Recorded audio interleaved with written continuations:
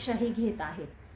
तर स्वामींची इच्छापूर्तीसाठी कोणती सेवा करायची आहे, सर्वात श्रेष्ठ सेवा कोणती आहे, तर ती सांगणार आहे ह्या व्हिडिओमध्ये. त्यामुळे व्हिडिओ शेवटपर्यंत नक्की बघा.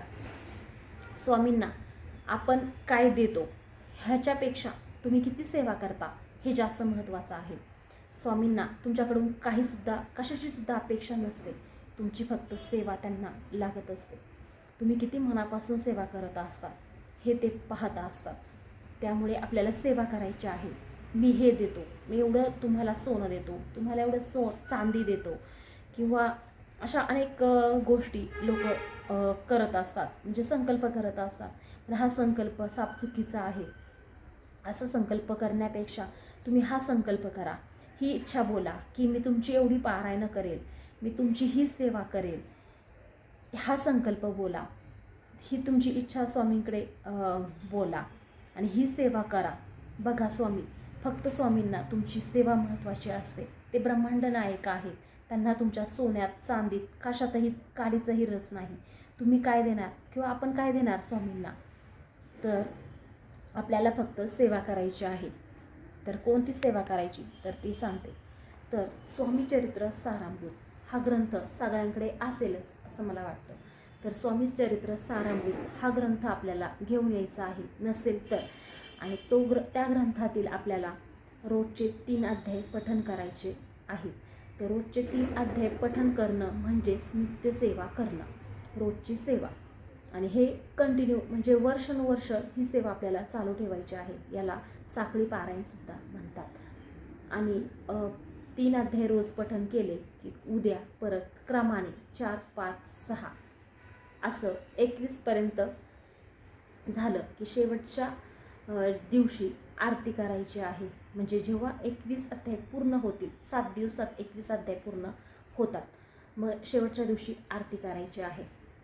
साधी सोपी सेवा आहे. त्याच्यासोबतच आपल्याला जपमाळ करायची आहे. मग ती एकदा करा, 3 वेळा करा, जास्त जर तुमच्याकडे वेळ असेल तर 11 वेळा करा. आणि तारक मंत्र ही सेवा, ही 3 आपल्याला करायची आहे. म्हणजे स्वामीचरित्र ग्रंथातील 3 अध्याय, एक जपमाळ आणि तारक मंत्र, बास. याच्या पलीकडे तुम्ही काहीसुद्धा करू नका. खूप पवित्र सेवा आहे ही. आणि हा ग्रंथ म्हणजे अमृता समान आहे. महाराजांनी एक वरदान दिलेलं आहे आपल्याला ह्या ग्रंथामार्फत. हा ग्रंथ जे कोणी वाचेल त्याच्या जीवनातील अडचणी दूर होतात, दुःख दूर होतात, संकटे दूर होतात. संकटे पारच दूर होतात असंही मी म्हणत नाही, दूर होतात, पण खूप थोड्या प्रमाणात आपल्याला त्याची झळ लागते. आणि त्यातून सुद्धा बाहेर पडायला आपल्याला स्वामीच मार्ग दाखवत असतात. त्यामुळे नक्कीच स्वामी सेवा करा. कधीच तुम्हाला रिकाम्या हाताने स्वामी तुम्हाला पाठवणार नाही. काहीतरी फुल ना फुलाची पाकळी ही तुमच्या पदरात स्वामी टाकत असतात. आणि त्यांचा कृपेचा हात, त्यांचा आशीर्वादाचा हात तुमच्या डोक्यावरती कायम राहणार आहे. सावलीसारखे स्वामी आपल्या पाठीशी असतात, सावलीसारखे आपल्यासोबत असतात. खरंच खूप चांगला अनुभव आहे. मला स्वतःला अनुभव आलेला आहे. आता काही कारणांमुळे सध्या मी सेवा करायचं जरा बंद ठेवलेलं आहे, पण माझी ही सेवा कायम चालू असायची. आणि प्रॉब्लेमच्या वेळी ही सेवा आपल्याला बंद ठेवायची असते. हातसुद्धा लावायचा नसतो. सुतक वगैरे काही असेल अडीअडचणी तर आपल्याला हात लावायचा नसतो. आता बऱ्याच लोकांना हाही प्रश्न पडतो की नॉनव्हेज खायचं का? तर तुम्ही नॉनव्हेज खाऊ शकता, पण कसं की जेव्हा तुम्ही पारायण करता त्यावेळेस तुम्हाला नॉनव्हेज खायचं नाही. पण जेव्हा हे साखळी पारायण असतं, म्हणजे रोजचे 3 अध्याय तुम्ही पठण करत असाल तर तुम्ही नॉनव्हेज खाऊ शकता. पण ते कधी खायचं? तर तुम्ही ही सेवा जर सकाळी केली तर तुम्ही संध्याकाळी नॉनव्हेज खाऊ शकता. पण एक गोष्ट लक्षात ठेवा, जर सकाळी तुम्ही सेवा केली आणि संध्याकाळी नॉनव्हेज खाल्लं तर पुन्हा देवाला हात लावू नका, ग्रंथाला हात लावू नका. कारण खूप पवित्र ग्रंथ आहे, खूप अमूल्य असा ग्रंथ आहे, तो अमृता समान ग्रंथ आहे.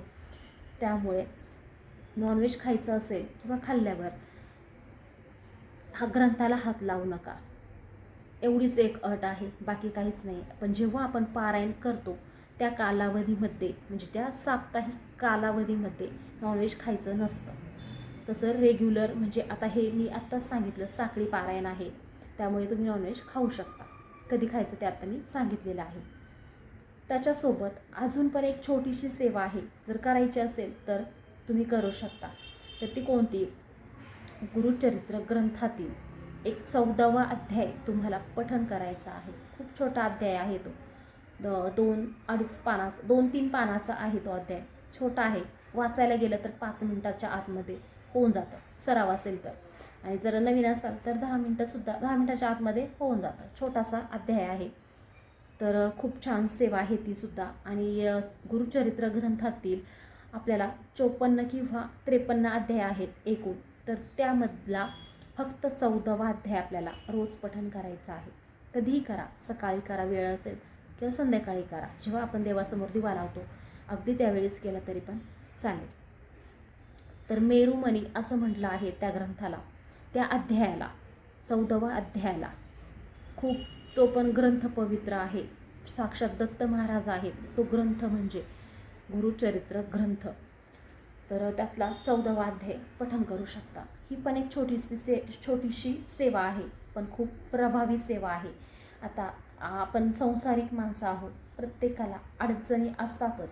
नसतात असं कोणीच नसतं ह्या जगामध्ये, फक्त वेगवेगळ्या प्रकारच्या अडचणी असतात.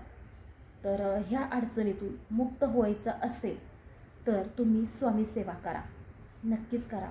आणि हा व्हिडिओ बनवते मी, तर कदाचित हा व्हिडिओ पाहून 1-2 लोक तरी स्वामी सेवेला लागतील.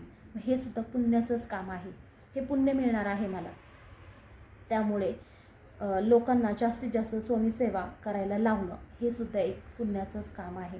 आणि जर तुमच्या शेजारी आजूबाजूला कोणी अडचणीत असेल किंवा काही प्रॉब्लेममध्ये असेल तर त्यांना नक्कीच सांगा, स्वामी सेवा करा, बघा चमत्कार नक्कीच होतो.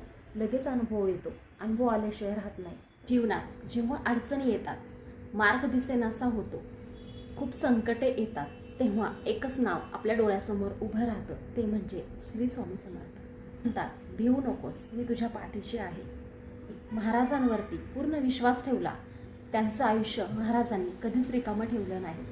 हे दुःख असो, संकट असो किंवा असो, स्वामींचं नाव घेतलं की मनाला शांतता लागते. श्री समर्थ म्हणजे श्रद्धा, विश्वास आणि कृपेचा महासागर. आज आपल्यामध्ये आहेत, आपल्याला पाहत आहेत, आपल्यावरती त्यांची कृपा आहे, त्यांचा आशीर्वाद आहे. अनुभव आपल्याला ओळखताही आला पाहिजे. म्हणजे जेव्हा आपल्याला स्वामी देतात तेव्हा ते आपण स्वीकारायचं असतं. लक्षात आलं पाहिजे ती गोष्ट की आपल्याला हे स्वामींनीच दिलेलं आहे म्हणून. तेव्हा स्वामींचे आभारसुद्धा मानायचे असतात, कृतज्ञ राहायचं असतं. फक्त स्वामींना मी हे देऊ ते देतो असं पैशाचं किंवा सोन्या चांदीचं असं काहीही म्हणायचं नसतं. त्यांना फक्त सेवा लागत असते. त्यामुळे जेवढी करता येईल तेवढी तुम्ही सेवा करा. बाकी अजून कोणाला काही शंका असेल तर कमेंटमध्ये नक्कीच सांगा.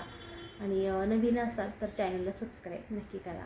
त्या एका ताईने मला सांगितलं होतं की माझा व्हिडिओ पाहून त्या ताईने 3 गुरुवारचं व्रत केलं. तर त्या ताईने मला खरंच कमेंट करून सांगितलं होतं की कंटिन्यू करायचं का कसं करायचं. पण खूप छान वाटतं असं की आपण व्हिडिओमधून सांगतो आणि लगेच खरंच लोक ऐकतात आणि स्वामी सेवा करतात. किंवा असं 3 दिवसाचे 3 गुरुवारसुद्धा करता येतात. म्हणजे 3 गुरुवारचं व्रत ते पण करता येतं. ते कसं करायचं ते मी एका व्हिडिओमध्ये सांगितलेलं आहे. तर खूप छान वाटतं अशा कमेंट आल्यावर. त्यामुळे छान छान कमेंट करत राहा आणि चॅनलला सबस्क्राईब करा.